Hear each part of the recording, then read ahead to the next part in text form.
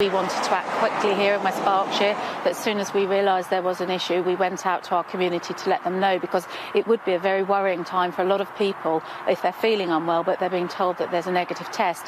That, along with the fact that potentially their lateral flow tests were showing positive.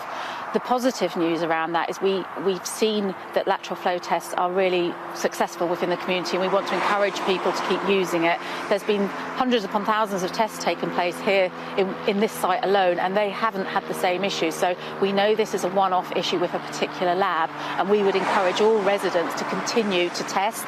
They can come here to Newby Showground still, because we know that those tests are no longer being sent to that lab where that issue was identified. I think it's an isolated incident from my understanding of the situation, and we are advising all residents that if they have had a negative result from this particular site between the 3rd of October and the 12th of October, that they repeat the PCR test, because those PCR tests have been really successful. In fact, this site has been really successful, and it's nothing to do with the actual site. It's very much to do with a lab in another part of the country where those tests are sent to. This site's been working effectively and really efficiently, and the team that are involved in this site have been fantastic throughout the COVID response. The transmission within the community is one of the key concerns for us.